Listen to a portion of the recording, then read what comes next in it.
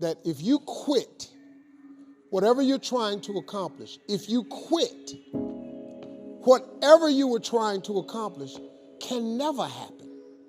There's not even a remote possibility. If you quit, there is no chance of it popping back up again, coming back later. Quitting is guaranteed failure. Now, when you're trying, you're going to fail. But quitting, just stopping, that was the number one thing I understood. And then number two, you have to make sure that your dreams, your aspirations and goals are so big that not accomplishing them is not an option. It's just not an option. You have to want something so big that it wakes you up in the middle of the night. You have to want something so big that you think about it all the time.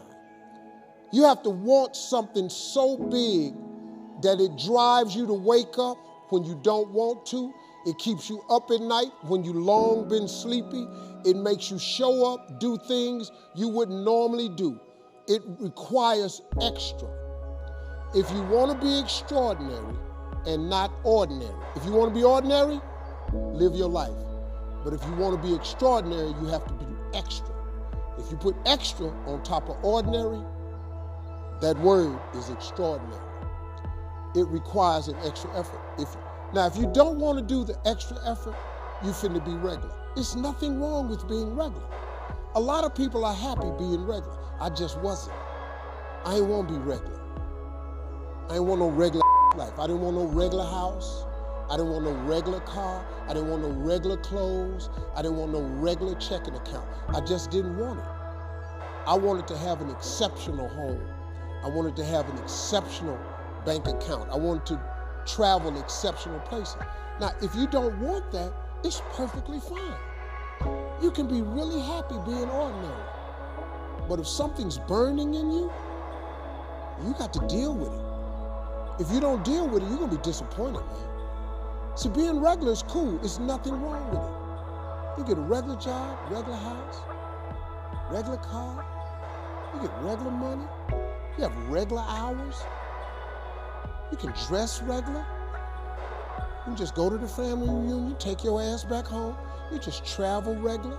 You go on vacation once a year. That's cool. No problem. You can get you a coach ticket, economy ticket, regular. You want to fly first class? You want to sit in the front of the plane? See, let me tell you something. You know what you ought to do? Save your money and buy a first class ticket. This is how you train yourself to be successful. Save your money, get an upgrade, buy a first class ticket. Because when you sit in first class, you're going to understand something. The seats are wider.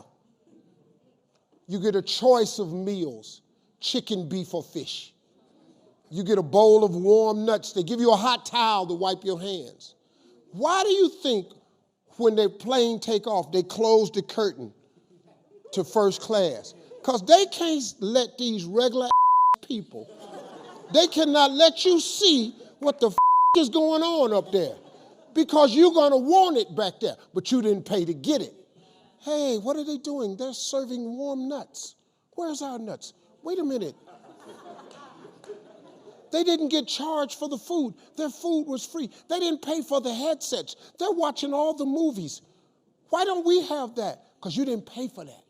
So they closed the curtain so they don't have to deal with your regular ass, wondering what's going on in first class.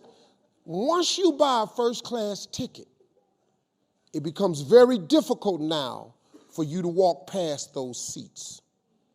Because now you're going to know what's going on.